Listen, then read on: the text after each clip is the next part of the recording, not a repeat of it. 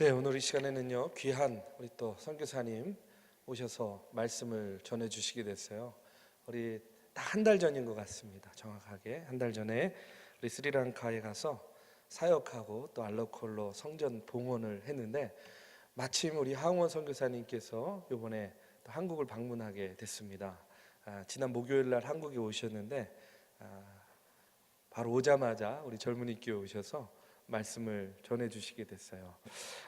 반갑습니다. 그리고 또 한 달 전의 기억이 또 선교사님 보니까 또 새록새록 나는 것 같습니다.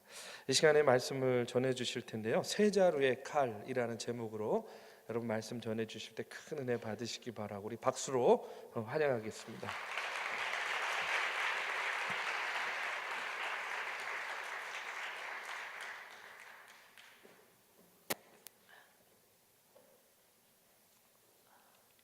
반갑습니다, 여러분. 할렐루야. 한 달 정도 된 것 같아요. 한 달 전에 우리 정동교회 청년분께서 작년에도 왔고 올해도 왔는데 놀라운 일들이 많이 있었습니다. 그리고 이제 작년에는 제가 좀 다소 낯설었는데 올해는 좀 덜 낯설 줄 알았는데 또 여기 있으니까 또 계속 낯서네요. 뭐 어떻든지 이 시간에 거룩한 주일이고 또 주님의 죽으심과 부활을 예비하는 사순절 기간인데, 오늘 우리에게 주어진 하나님의 말씀을 통하여서 은혜 충만한 여러분 되시기를 주님의 이름으로 축원합니다.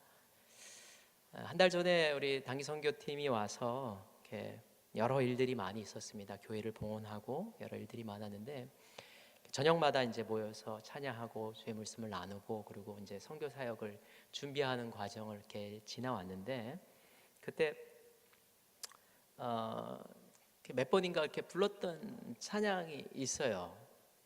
네, 그 찬양이 팀을 이렇게 보내고 나서 한국에 오기 전까지 끊이지 않고 이렇게 제 속에 있더라고요. 그 전에도 알았던 노래고, 그리고 이 노래를 불렀던 우리 목사님이 제 신학교 동기이기도 한데 뭐 익히 알던 노래고 좋아했던 노래인데, 그 단기 선교팀이랑 같이 했던 그 시간대 그 찬양의 감흥이 떠나질 않더라고요. 아직까지도. 그래서 제가 이제 오늘 이렇게 일정이 정해지고 나서 한국에 가서 우리 정동교회 젊은이들 교회에서 설교할 때 이 찬양을 먼저 찬양을 좀 했으면 좋겠다 해서 이렇게 미리 좀 얘기를 좀 했습니다. 그래서 찬양을 하고 여러분 찬양 아시는지 모르겠지만 소원이란 찬양 아시나요 혹시? 네, 그 찬양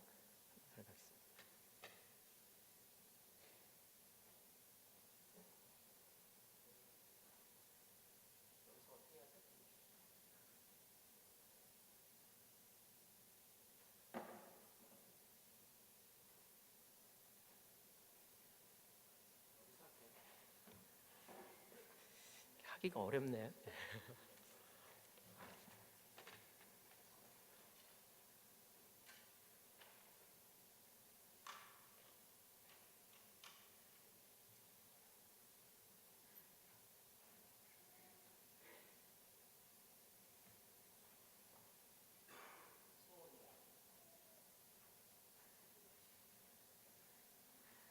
다시 절로 가야 되나? 나오나요? 네. 찬양하겠습니다. 잘 들리세요? 저기보다 여기가 훨씬 더 나은 것 같아요. 여러분 얼굴도 보이고.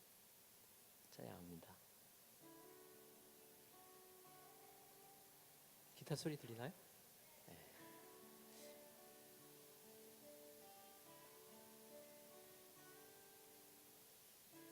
삶의 작은 일에도 그 마음을 알기 원하네. 그 길, 그 좁은 길로 가기 원해. 나의 작음을 알고 그분의 크심을 알며 소망, 그 깊은 길로 가기 원하네.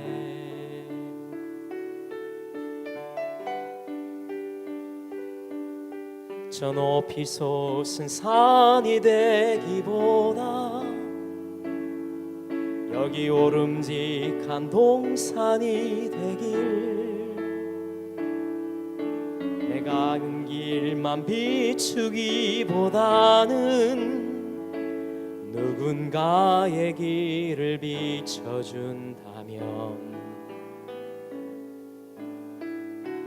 내가 노래하듯이 또 내가 얘기하듯이 살기 나 그렇게 죽기 원하네. 삶의 한 절이라도 그분을 담기 원하네. 사랑 그 깊은 길로 가기 원하네.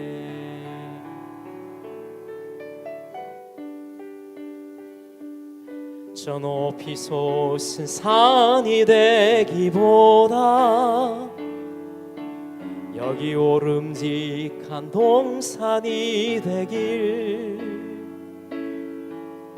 내가 아는 길만 비추기보다는 누군가의 길을 비춰준다면 내가 노래하듯이 또 내가 얘기하듯이 살기 나 그렇게 죽기 원하네. 삶의 한 절이라도 그분을 담기 원하네. 사랑 그 깊은 길로 가기 원하네. 그 좁은 길로 가기 원하네. 그 깊은 길로 가기 원하네.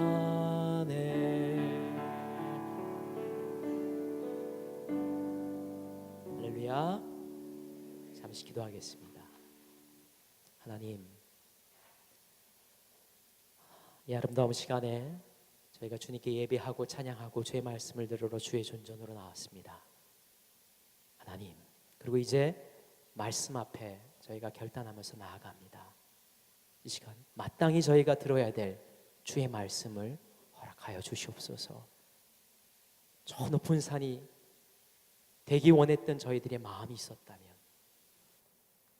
모든 사람이 오를 수 있는 둔덕이 되게 하여 주시옵고, 나 자신을 비추려고 했던 마음이 있었다면 그리스도처럼 십자가에 달리신 예수님처럼 많은 사람들을 그리스도의 빛으로 비출 수 있는 사람이 되게 하여 주시옵소서. 그 말씀을 결단하면서 주의 말씀으로 나아가오니 주여 응답하시고 인도하여 주시옵소서. 간절히 소망하며 예수님의 이름 받들어 기도하옵나이다. 아멘.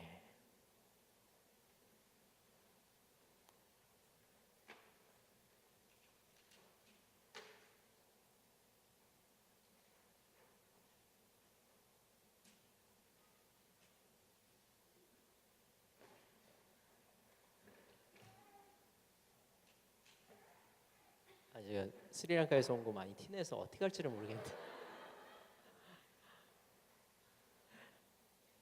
죄송합니다.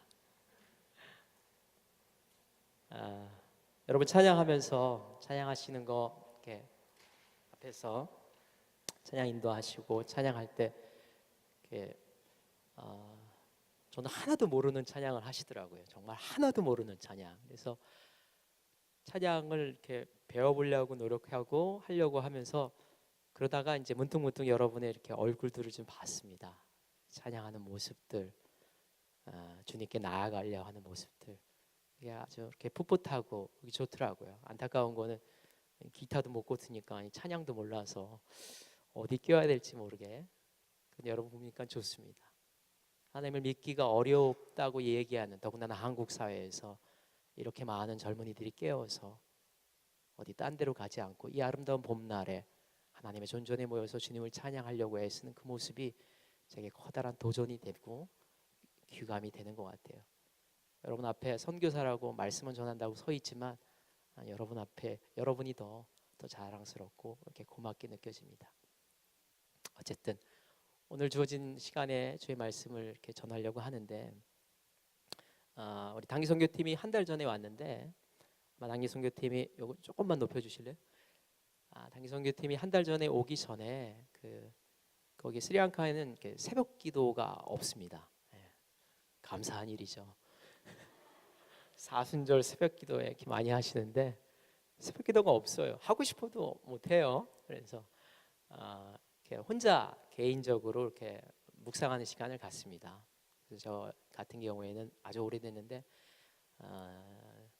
4시나 4시 반에 하면 좋은데 이제 5시 반에, 늘 5시 반에, 팀이 왔을 때도 늘 5시 반에 늘 일어나서 5시 반에 일어나서 이렇게 늘 묵상하는 시간이 있어요. 근데 팀이 바로 오기 전에 오늘 이 말씀을 이렇게 묵상하는, 교회력에 맞춰서 말씀을 묵상하는 때인데, 그때 저에게 이렇게 선교지에서 읽는 하나님의 말씀, 선교사의 눈이에요. 선교사가 읽는 성경 말씀. 근데 어느 순간인가 저에게 커다란 감흥으로 가득 차더라고요. 그래서 여러분과 더불어서 이야기하듯이 제게 바라기는 저에게 주어진 하나님의 가능을 여러분도 동일하게 얻기를 소망합니다만은 모르겠어요. 여러분의 언어와 어휘와 소통이 얼마큼 제가 잘할지 모르겠지만 제가 부족하니까 여러분이 조금 더 마음을 모아서 젊을 때, 제가 돌아볼 때 젊을 때를 보면은 앉아 있어도, 예배당에 앉아 있어도 마음이 이렇게 분산해요. 혈기왕성해서 에너지가 넘쳐서 찬양할 때는 잘 하는데, 그래서 사실 지금 걱정입니다. 도와주셔서 마음을 좀 모아서 한 달 전에 저의 선교지에서, 스리랑카 선교지에서 제 마음을 두드렸던 그 강력한 하나님의 말씀이 이 자리에서도 여러분이랑 동일했으면 좋겠습니다. 아멘. 요한복음 1장은 여러 이야기들이 시작됩니다. 이렇게 장이 길어요. 51절까지 이르는 요한복음 1장 1절은 하나님의 천지창조가 등장합니다. 예수께서 왜 이 땅에 오셨는지를 이야기하는 하나님의 천지창조가 이렇게 등장을 해요. 마태복음이나 누가복음에는 예수님의 탄생이 들어가지만 요한복음은 그런 게 없어요. 태초부터 이야기가 시작이 돼요. 그리고 나서 다른 이야기는 다 생략하고 예수님께서 어떻게 첫 번째 공생애를 시작하시는지, 사역을 시작하는 얘기가 바로 등장합니다. 천지창조에 예수님이 오신 목적에 대한 이야기를 하고, 그 다음에 이제 그 중반절에 세례 요한 얘기가 나와요. 그러니까 예수님의 첫 목회의 시작은 세례 요한으로부터 시작합니다. 세례 요한에게 세례를 받고, 세례 요한한테 세례를 받고 예수님께서 이제 목회를, 제자를 부르시는 그런 사역을 시작하시는데, 그때 보면 성경을, 오늘 읽은 성경 그 앞절에 보면은, 앞에 보면 이런 얘기가 나옵니다. 요한을 따르는 많은 사람, 많은 제자들이 있었어요. 근데 요한이 예수님이 지나가시는 걸 보고 보라, 하나님의 어린 양이시다, 이런 얘기를 하니까 그 얘기를 귀담아 들었던 요한의 제자 2명이 예수님을 따랐더라, 이런 얘기가 나옵니다. 근데 그 요한의 제자 2명 중에 한 명이 성경에 이름이 거론되고 있는데 그의 이름이 안드레예요. 안드레. 그러니까 요한복음에 의하면 첫 번째 예수님의 제자는 누구죠? 안드레. 그 안드레에게 그 다음에 나오는 게 이제 안드레의 그 형제가 있었는데, 우리가 잘 아는 시몬 베드로가 형제였어요. 안드레가 이제 자기의 형인 시몬 베드로에게 그 전도를 해서 그 다음에 이제 시몬 베드로가 예수님을 따르는 것이 우리가 읽은 성경 말씀 바로 전에 나옵니다. 그리고 나서 저희가 읽은 43절부터 이야기가 시작이 돼요. 안드레와 시몬 베드로 이 둘과 또 절친이 있었는데, 늘 사귐을 했던, 신앙적인 사귐을 했던 사람이 있었는데, 그 사람 이름이 빌립이라는 친구가 있었어요. 빌립이 예수님에 대한 이야기를 듣고 궁금해하던 차에 예수께서 빌립이 너는 나를 따르라 하니까 즉각적으로 예수님을 따라갑니다. 그리고 나서 그 마음이 너무너무 감동이 되어서 자기의 절친인, 그러니까 친구를 잘 사귀게 됩니다. 친구 때문에 여기 오신 분들 계시잖아요.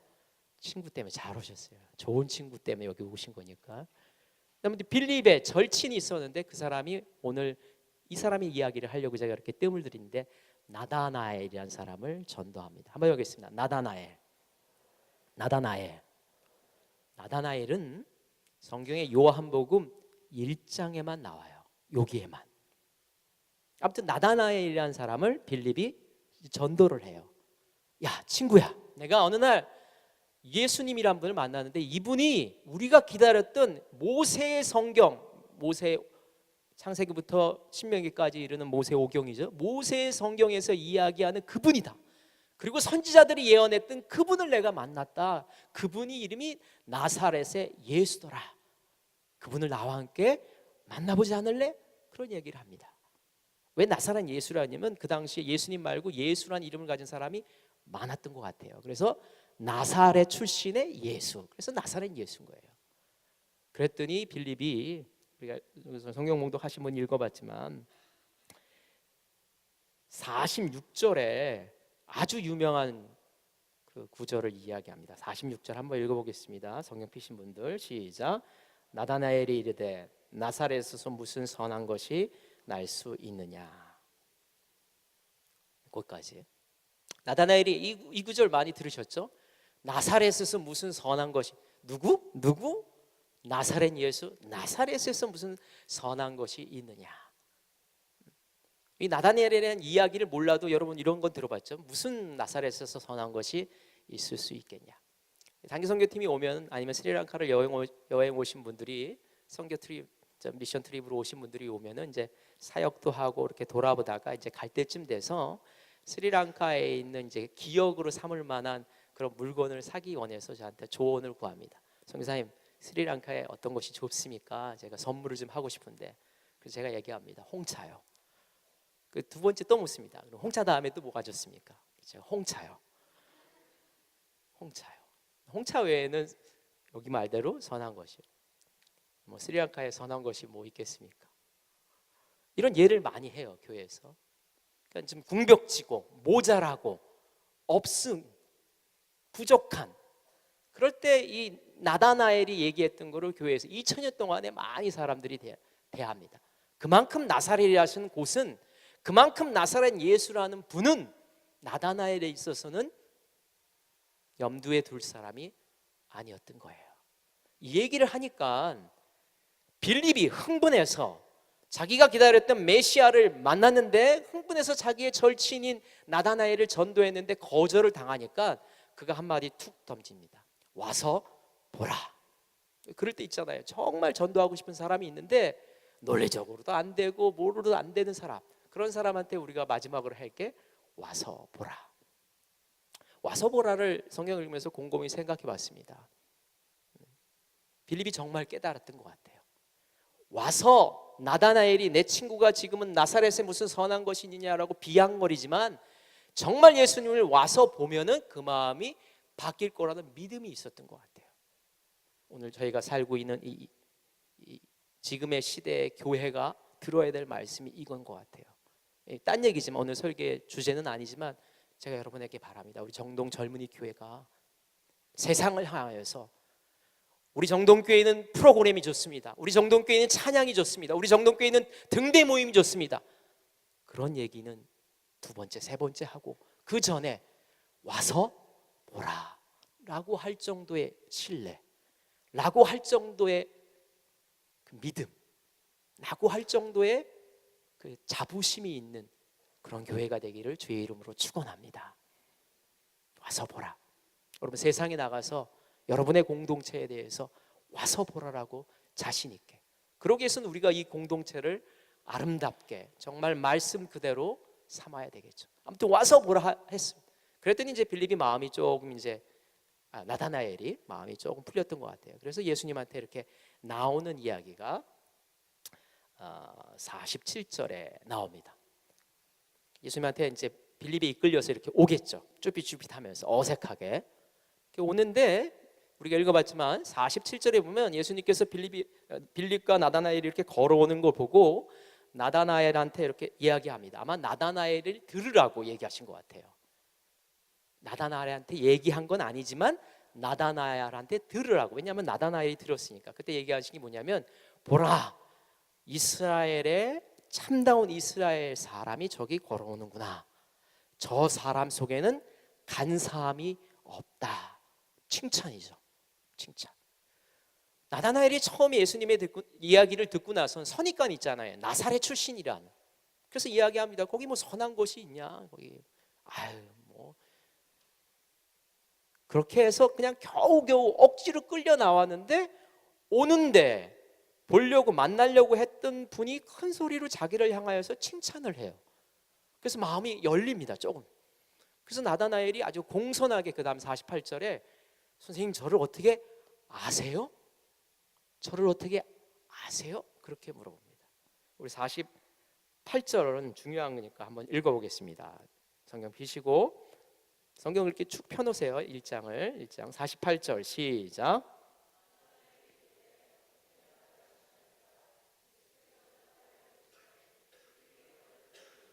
내가 무화과 나무 아래에 있을 때 보았노라. 어떻게 나를 아십니까? 어떻게 나를 아십니까? 그렇게 물어봤더니 예수님께서 너가 빌립이랑 이야기, 빌립을 만나기, 그러니까 빌립이 이 시점은 빌립이 예수님에 대한 이야기를 나다나엘한테 했던 때예요. 그래서 이제 나사렛에서 무슨 선한 것이 있느냐 이 얘기가 주어진 그 대화가 주어진 그 시점일 거예요. 근데 그 전에 너가 무화과 나무 있는 것을 보았다. 49절 제가 읽을게요. 여러분 눈으로 보세요. 나다나엘이 대답하되 랍비여 당신은 하나님의 아들이시오 당신은 이스라엘의 임금이로소이다. 제가 성경 말씀을 읽으면서 한 달 전에 이렇게 묵상하면서 새롭게 좀 생각이 됐습니다. 왜 갑자기 나사렛에 무슨 선한 것이 있느냐라고 했던 나다나엘이 갑자기 예수님한테 고백을 할까? 마음이 닫혀있던 사람이 예수님한테 칭찬을 드리니까 마음이 열렸어요. 그래서 랍비요 그렇게 불러요. 선생님, 존칭이죠. 그건 이렇게 풀린 거예요. 이해됩니다. 왜냐하면 예수님이 참다운 이스라엘 사람이다 라고 칭찬해 주셨으니까. 그런데 49절은 당신은 하나님의 아들이요 이스라엘의 왕입니다 그런 표현을 해요. 그거는 칭찬에 대한 대답이 아니라 고백이에요. 그 전에 47절에 빌립이 뛰는 가슴을 안고 나다나엘을 전도했을 때 그 내용, 내가 모세오경에 하나님의 말씀을 봤을 때 기다렸던 그 선지자 메시아를 만나는데 그분이 나사렛 예수다 라고 했던 내용과 동일한 내용을 49절에 나다나엘이 예수님한테 고백을 해요. 그 짧은 순간에 뭐 설교를 들었던 것도 아닙니다. 예수님한테 뭐 기도를 받았던 것도 아니에요. 뭐 신비 체험을 한 것도 아니에요. 궁금했습니다. 왜 그랬을까? 왜 그랬을까? 예수님의 대답으로 돌아가야 돼요. 그래서 예수님께서 그의 마음을 흔들어 놓은 그 이야기가 있는데 그게 뭐냐면 너가 여기 오기 전에 내가 너를 무화과 나무에서 보았다. 궁금했어요. 이게 무슨 뜻일까? 무화과 나무에서 보았던 게 여러 고민을 하다가 발견한 것은 이거는 나다나엘만 아는 아주 개인적인 순간이었던 것 같아요. 그래서 그가 심경의 변화를 가졌을 겁니다.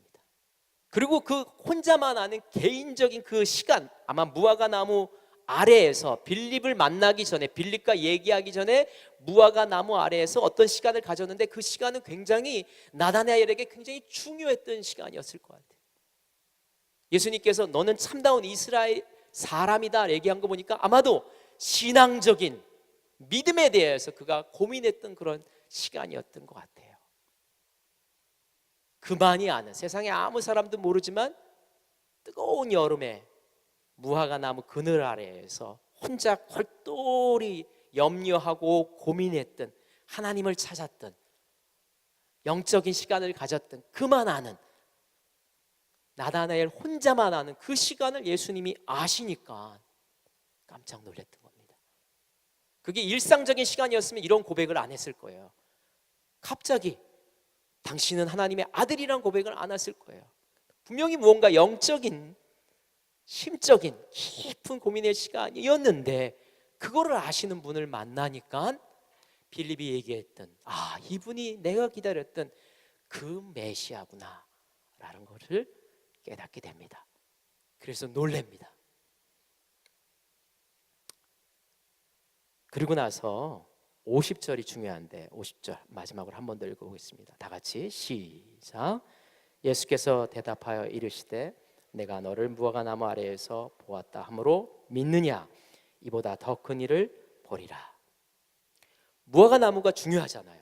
근데 예수님께서 50절에 너가 무화과 나무, 아마 깜짝 놀라서 믿음을 고백하니까, 믿는 거니까 믿음을 고백했잖아요. 그래서 믿느냐라는 걸 했는데 그 뒤에 이야기가 또 나옵니다. 한 달 전에 이 50절 얘기를 하려고 제가 이렇게 쭉 얘기를 했는데 50절 부분이 새벽에 묵상하다가 제 마음속으로 이렇게 저벅저벅 들어오더라고요. 매일 묵상합니다. 근데 매일 묵상할 때 다 하나님의 은총의 깊은 곳에 있는 건 아니에요. 어떤 특별한 때가 있는 것 같아요. 근데 그날이 그랬어요. 50절에서 멈춰 있게 되더라고요. 그리고 강한 질문이, 궁금증이 제 안에 있었어요. 그걸 여러분한테 동일하게 내어놓는데 그것이 뭐냐면, 여기 예수님께서 너가 이것 때문에 지금 깜짝 놀랄 일이잖아요. 그래서 나다나엘이 사람이 바뀌었는데 너가 이것 때문에 나를 믿느냐? 그런데 이거보다 더 큰 일을 네가 보게 될 것이다. 이 말씀을 읽는데 궁금했습니다. 나다나엘이 본 큰 일이 뭘까? 예수님께서 약속을 하셨으니까 분명히 봤을 텐데, 그리고 이게 2000년 전에 일어났으니까 지금 우리는 과거형으로 그가 무엇을 보았는지를 알아야 되는데 그게 생각이 안 나더라고요. 예수님께서 약속하신, 나다나엘에게 이야기하신 그 큰 일이 도대체 뭘까 궁금했어요. 그러고 나서 성경을 뒤지기 시작했어요. 근데 안타깝게도 나다나엘 이야기는 여기만 등장하더라고요. 그래서 성경을 보니까, 그리고 다른 주석서를 찾아보니까 전에 간과했던 이야기들이 있더라고요. 첫 번째는 뭐냐면, 나다나엘이 여기만 등장하지만 초대교회 시대를 거쳐서 오늘날에 이르기까지 많은 성경을 깊이 있게 읽는 사람들이 모두가 동의하는 것은, 성경에 그렇게 기록되어 있어서 뭐 확실히 100% 얘기는 못하지만 많은 사람들이 이야기하기는 나다나엘과 동일 인물이 다른 성경에 거명되고 있는데 그가 바돌로메다라는 전승이 있어요. 요즘 얘기하는 게 아니라 요즘 학자들도 얘기하지만 예수님 당시 때부터, 초대 교부들 시대, 초대교회 시대부터 이렇게 일어나요. 왜냐하면은 예수님의 제자가 되는 순서가 아까 말씀드렸듯이 안드레가 됐고, 시몬 베드로가 전도가 됐고, 그 다음에 빌립이 됐고, 그 다음에 다른 성경에 바돌로메가 됐어요. 예수님이 12제자의 이름을 얘기할 때도 바돌로메라는 이름이 등장을 해요. 안드레와 바돌로메, 절친이죠. 또 한 가지 이유는, 한 가지는 늘 그 빌립과, 죄송해요, 안드레가 아니라 빌립과 바돌로메, 빌립과 바돌로메가 늘 같이 거명돼서 이 바돌로메가 나다나엘의 다른 이름일 것이다 라고 생각하는 거랑, 두 번째는 바돌로메라는 이름의 뜻 때문에 그렇더라고요. 이 바돌로메는 아람어로 기록된 이름입니다. 예수님도 아람어가 모국어세요. 히브리어가 아니라 아람어를 이제 쓰셨는데, 아람어에 의하면 바 할 때 바는 아들을 뜻해요. 돌로메는 아버지 이름이에요. 그 당시엔 그랬다고 해요. 얼마나 아버지를 사랑하면, 아니면 얼마나 아버지가 자기 아들한테 자기 이름을 좀 주고 싶었으면, 좋은 전통 같아요. 바형노, 그러면 우리 이영노 목사의 아들 이름이 바예수라는 사람이 등장합니다. 바예수는 예수라는 사람의 아들이란 말이에요. 바돌로메는 뭐죠? 돌로메의 아들. 근데 나다나엘은 히브리어인데 그 뜻이 하나님의 선물이란 뜻이에요.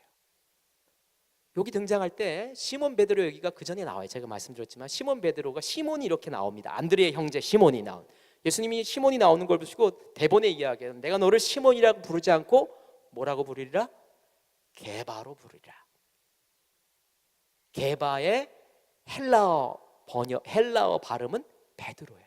그래서 시몬 베드로라고 예수님이 계명시켜주고, 그래서 교회 전통은, 이게 요즘 얘기가 아니라 2000년 동안의 얘기예요. 교회 전통은 바돌로메는 돌로메의 아들이라는 그가 태생적인 이름이에요. 사회적인 이름이에요. 근데 나다나엘은 예수님께서 바꿔주신 이름이라는 교회 전통이 있더라고요. 그래서 두 사람을 같은 시각에서 봐요. 그래서 바돌로메에 대한 이야기를 찾아봤습니다. 나다나엘 또는 바돌로메. 그랬더니 바돌로메에 대한 이야기도 성경에 많이 등장을 하지 않더라고요. 하나는 12제자 중에 한 명, 누가복음이나 마태복음에 등장하고, 또 한 가지는 사도행전에 등장해요. 예수님께서 죽으시고 사흘 만에 부활하셔서 부활하신 그 몸을 보여주셨을 때 부활의 증인이 있었어요. 근데 그 증인의 명단을 사도행전 1장에 기록하고 있는데 거기에 바돌롬의 이름이 거명이 되고 있어요. 그리고 성경에는 바돌로메 또는 요한복음에 얘기하면 나다나엘의 이야기는 등장하고 있지 않아요.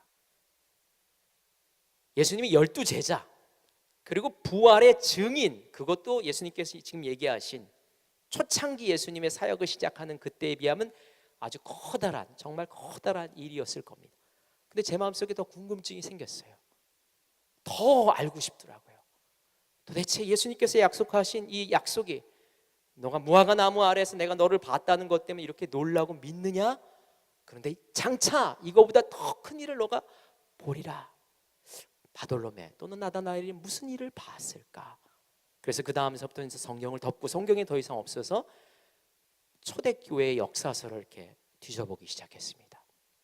뒤져봤더니 초대교회에 여러 훌륭한 사람들이, 여러 훌륭한 목사님들이 있는데 그 훌륭한 목사님들 중에서 유세비우스라는 목사님이 계세요. 유세비우스 목사님은 목회를 하신 분들이지만 기독교의 초대 역사를 기록한 분으로도 유명해요. 그래서 유세비우스의 교회사라는 책은 10권으로 된 책은 교회사 역사에서 아주 중요한데 그 10권의 책 중에서 나다나엘 또는 바돌로메에 대한 이야기가 언급이 돼 있더라고요.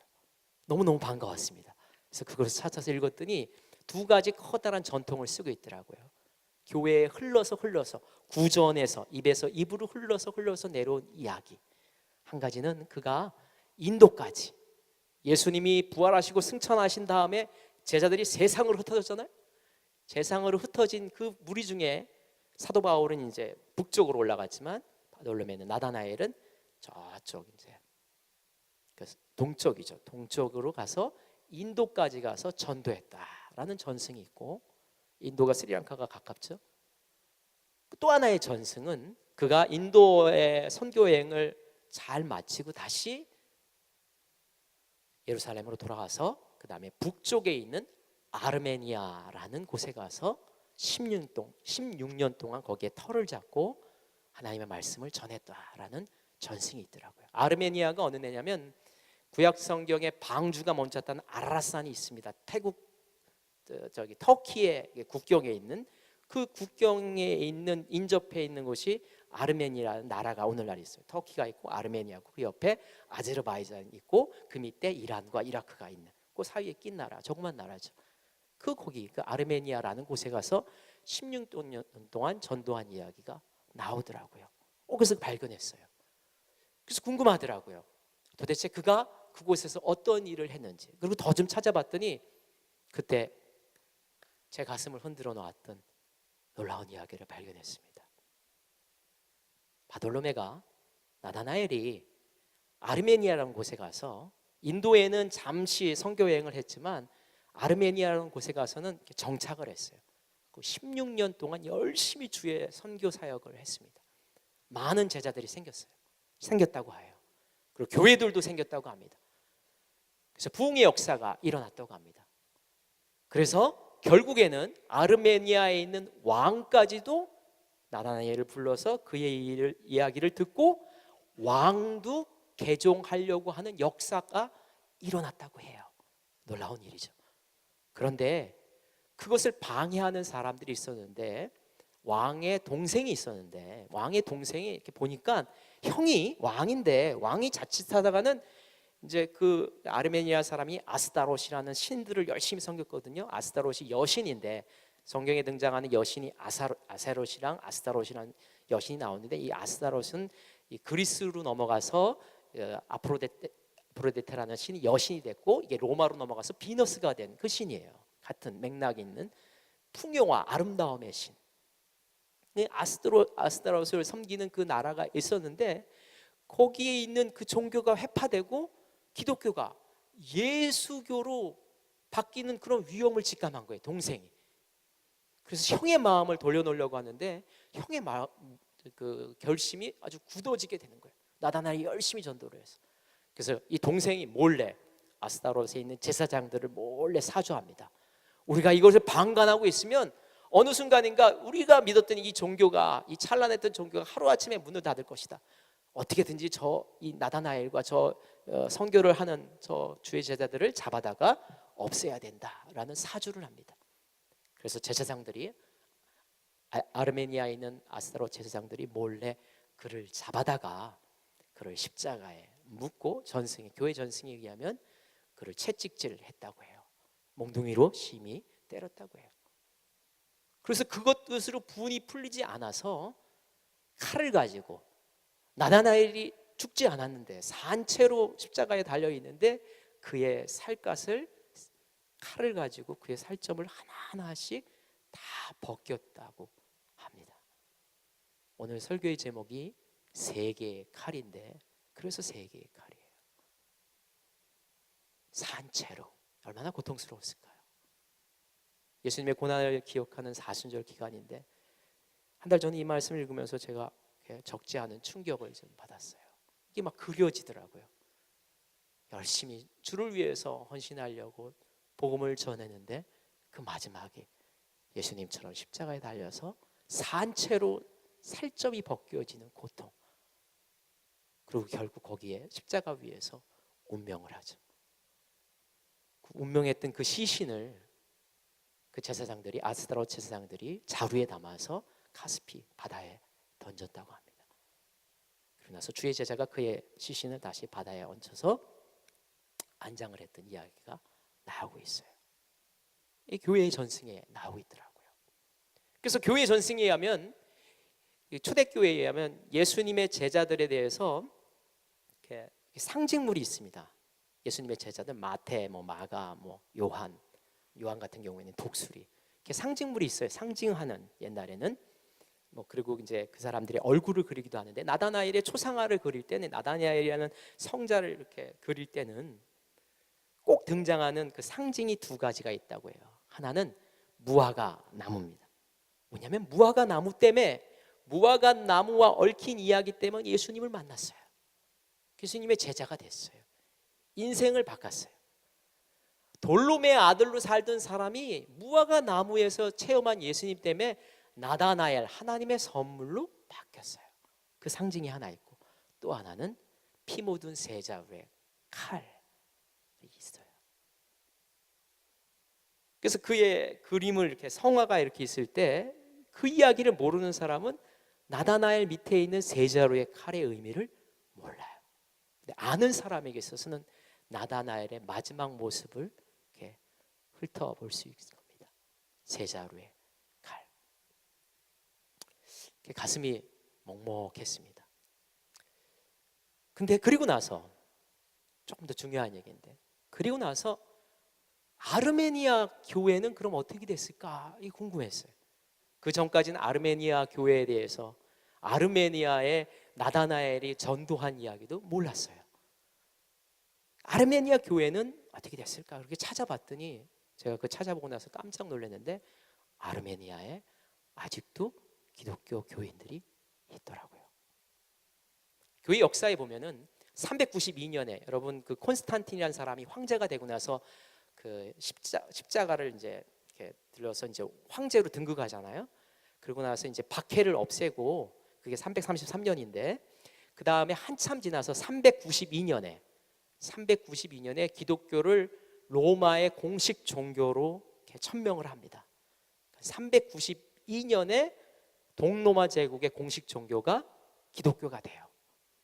그런데 아르메니아는 392년에 로마가 기독교로 되기 전에 301년에 온 나라 사람들이 기독교인이 된 기독교 국가로, 이 지구상에서 첫 번째로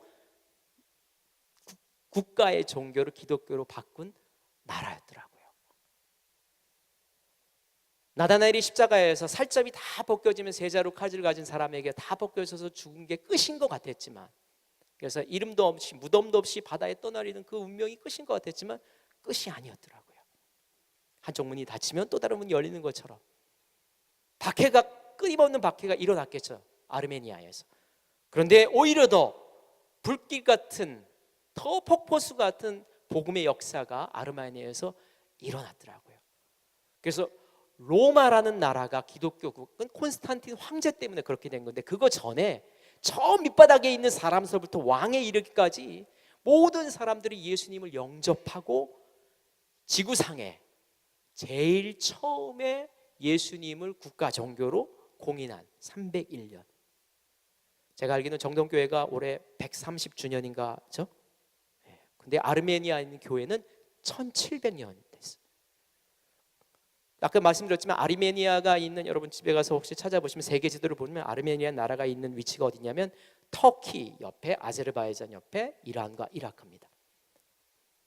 2000년 전에 기독교 선교가 다 이루어진 나라입니다. 그리고 터키 같은 경우는 이스탄불에 동로마 제국이라는 기독교 왕국이 1000년 동안 군림했던 나라예요. 근데 지금은 거기에 기독교는 문화만 남아있어요. 이란과 이라크에도 기독교 문화가 많다고 해요. 근데 이슬람이라는 이 막강한 이 세력이 거기를 장악하고 있어요. 성지순례 가서 터키 가셔서 보셨죠? 놀랍게도 그 가운데 있는 아르메니아는 아직도 국민의 90%가 기독교인이더라고요. 그리고 그 교회 이름을 뭐라고 지냐면 한 교회인데, 저희처럼 이렇게 교파가 여러 가 있는 것이 아니라 한 교회인데, 그 아르메니아에 있는 교회의 이름이 뭐냐면 아르메니안 사독교회더라고요. 사독교회더라고요. 아르메니아 아포스톨릭 처치. 1700년의 역사를 가지고 아직까지도 살아 움직이는 50절의 말씀이 어느 순간인가 제 마음속에 이렇게 궁금증으로 잡아나갔어요. 그래서 시작됐어요. 이렇게 어떤 건가? 성경을 들춰보고 교회 역사를 들춰봤을 때, 그러고 나서 제 마음속에 이렇게 벅차 올랐습니다. 아, 예수님께서 나다나엘을 한테 이르신, 너가 무화과 나무에서 내가 너를 보았던 것 때문에 이렇게 놀라느냐, 나를 믿느냐, 그런데 이보다 더 큰 일을 보리라 하신 약속이 역사 안에 이렇게 있구나. 301년에 일어났을 뿐 아니라 오늘날까지도 구구절절히 1700년 됐다니까요. 이 교회가. 우리는 130년 된 것도 벅차오르는데 더 큰 일을 보리라. 스리랑카 선교사역을 하면서 제 자신을 많이 돌아봤습니다. 이 말씀을 그 새벽에 읽고, 하나님은 나한테 어떤 큰 일을 보기를 원하실까? 하나님은 나한테 큰 일을 보기 원해서 나를 무화과 나무에서 부르시고, 그냥 돌롬의 아들 바돌로메라고 그 사람을 하나님의 선물이란 나다나엘로 바꿔주셨는데 나는 뭐 하고 있나? 그런 이렇게 돌아봄의 시간이 있더라고요. 우리 사랑하는 우리 정동교회 젊은이 여러분, 오늘 이 말씀을, 제 가슴 속에 요동쳤던 이 말씀을 여러분한테 내었습니다. 사회적으로, 가정적으로 누구누구의 아들이고 누구누구의 사람들이잖아요. 우리가 그렇게 태어났어요. 그런데 어느 순간인가 무화과 나무에서 우리를 먼저, 세상에 아무도 몰라줬지만 나를 먼저 알아보시고 부르신 그 주님 때문에 우리가 인생이 바뀐 사람들 아니겠어요? 아멘? 바돌로메였는데 나다나엘 아니겠어요? 나사렛에서 무슨 선한 것이냐라고 비한거렸던 사람인데 주님을 향하여서, 주님 당신은 하나님의 아들이십니다. 당신은 이스라엘의 참다운 왕이십니다. 내가 그렇게 고대했던 메시아입니다 라고 고백하는 그 귀한 자리에 있는 거 아니겠어요? 그래서 이 자리에 앉아 있는 거 아니겠습니까? 근데 주님께서 우리에게 일침을 가하시더라고요. 저에게, 그리고 여러분에게. 나다나엘, 바돌로메, 너가 그거 가지고 놀라느냐? 이후에 장차 더 큰 일을 보리라. 우리 사랑하는 청년 여러분, 하나님의 큰 일을 보시는 여러분 되시기 바랍니다. 여러분 당대에 그 일을 여러분이 느끼지 못한, 글쎄요, 나다나엘이 세자루의 칼 속에서 살겹이 다 벗겨지는 그 순간에 그게 예수님께서 얘기하신 큰 일이라고 생각했을까요? 모르겠어요. 그런데 그 시간이, 역겁의 시간이 지나서 지금 우리가 그의 인생을 들춰보았더니, 아, 예수님께서 얘기하신 그 큰 일의 족적이 거기에 담겨져 있네요. 그리고 우리 오늘 하나님의 말씀에 우리 자신을 이렇게 내어놓습니다. 아까 말씀드린 것처럼 여러분에게 커다란 소망이 있습니다. 부럽기도 해요. 여러분의 젊음이. 근데 사랑의 여러분, 주님께서 여러분을 바돌로메였던 사람을 나나나를 부르셨는데 거기에만 멈추지 마시고 이제 더 큰 일을 부르시는 주님으로, 주님의 그 복음으로, 주님의 그 인도하심으로 가는 여러분 되시기를 주의 이름으로 축원합니다. 그래서 여러분 삶에 무화과 나무만 있지 말고, 무화과 나무 평안하잖아요. 그늘이잖아요. 거기서 예수님 만났잖아요. 거기서 인생이 바뀌었잖아요. 돌로메의 아들이 하나님의 선물이라 이름으로 바뀌었잖아요. 근데 그거 말고, 그것도 있어야 되겠지만 시퍼런 피가 서려 있는 세자루의 칼도 우리 인생에, 그것을 회고하는 때가 이 사순절 기간 아니겠어요? 세자루의 칼도 여러분 인생에 있는, 그래서 이 세상을 넉넉이 두고 바꾸도 남을 만한 믿음의 청년들 되시기를 주의 이름으로 축원합니다. 아멘. 제가 스리랑카에서 이제 와서 이 말씀을 가지고 이제 한 달 동안 여기서 머물다가 다시 돌아가려고 합니다. 여러분도 이 땅에 남으셔서 오늘 주어진 말씀 하나님께서 원하시는 믿음의 사람으로 경주하시길 바라고, 그리고 마지막으로 그간에 있었던 1년 동안에 있었던, 그리고 여러분 지체들이 와서 스리랑카 땅에서 선교 사역했던 거를 이렇게 짧은 동영상으로 이렇게 준비했어요. 그 영상 보고 말씀을 마치도록 하겠습니다.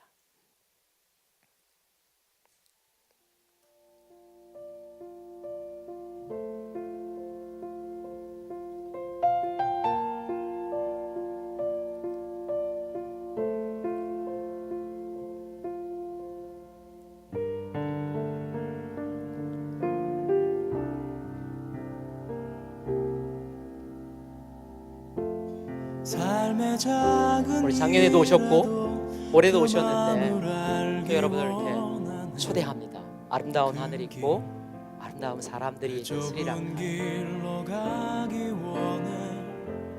나의 작음을 알고 그분의 크심을 알며 소망. 아름다워서 초대하는 게 아니라 나다나엘처럼 바돌로메처럼 예수님 때문에 우리가 인생이 변하는데, 예수님을 모르는 사람이 너무너무 많은 나라가 또한 스리랑카예요. 그래서 여러분이 오셔서 허락된다면 내년에도 그 이후에도 오셔서 그 땅에 나다나엘처럼 바돌로메처럼 복음의 씨앗을 좀 뿌리기를 초대해요.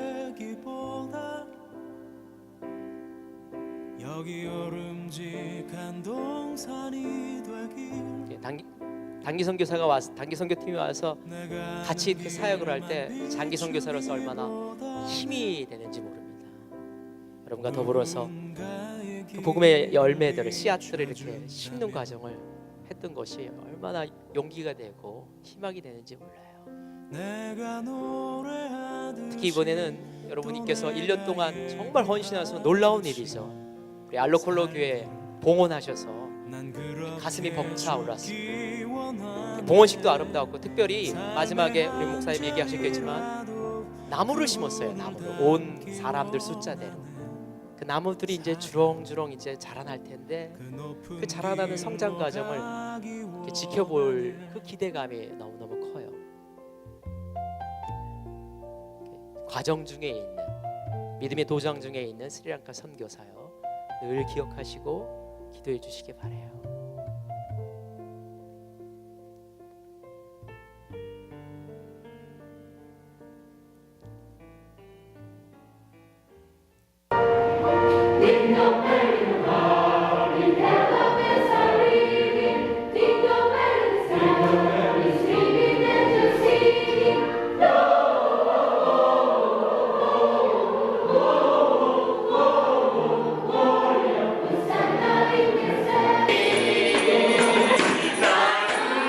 여기 우리 알로콜로 교회 우리 담임 전도사 야냠 전도사님, 여기 제가 사역하고 있는 신학교 모습이고요.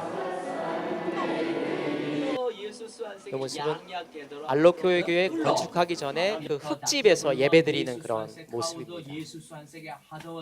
아직도 그 건물이 교회 뒤편에 세워져 있어요. 여기는 돌로스바게라는 우리 장년팀이 갔던 지역이죠. 거기 가정교회에서 예배드리는 그런 모습. 펜타코스트 히브리 바사와 펜타게 테르머 팜.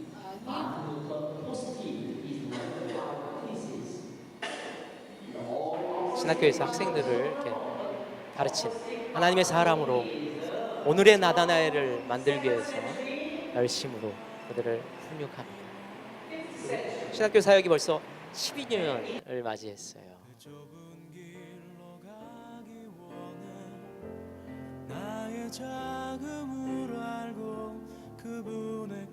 스리랑카 기독교의 인구가 2%밖에 안 되거든요. 그 2%인데도 저희 학교에 하나님 은혜 주셔서 학생들이 한 60명 정도가 올해 이렇게 왔습니다. 놀라운 일이에요. 희망이 넘칩니다.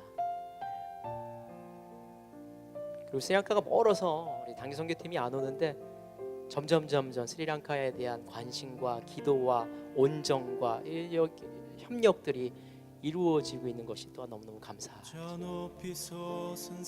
여러분 또 오시라는 얘기입니다. 작년에 왔던 팀이 또 온다고 그랬는데 작년에 왔던 팀이 하나도 안 왔더라고요.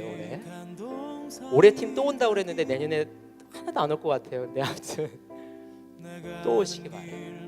같이 그 씨앗을 심었으면 좋겠어요. 우리 올해 팀 기억나세요? 저 아름다운 산길 걸었던 그런 모습. 저희가 봉헌한 알로교회 교회의 모습입니다. 너무 아름답게 성전이 지어졌어요. 물론 1층은 아니지만 우리 4월 며칠인가 우리 결혼하는 우리 예언자님.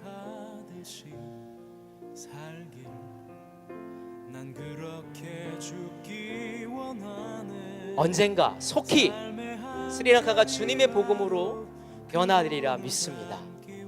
1700년의 역사를 가졌던 그 시작이 있었을 거 아니에요. 아르메니아 교회가 사도교회가 그 시작이 지금이라고 믿어요. 그래서 오늘 제가 여러분에게 초대를 합니다. 여러분 함께해 주시기 바랍니다. 스리랑카 땅이 마침내 주님의 나라가 될까지 스리랑카 선교 사역에 함께해 주시기를 주의 이름으로 축원합니다. 기도하겠습니다. 사랑의 주님, 이 귀한 시간에 주의 말씀을 전하고 결단합니다. 하나님, 저희도 바돌로메처럼 주님 때문에 인생이 바뀌어서 나다나엘이 됐는데 주님께서 원하시고 기억하시고 계획하시는 더 커다란 일에 쓰임받을 수 있는 믿음의 장정들로 삼아 주시옵소서.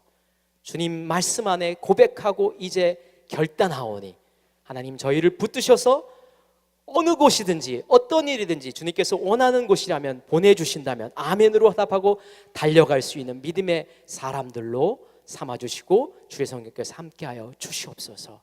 온전히 결단하며 예수님의 이름 받들어 기도하옵나이다. 아멘.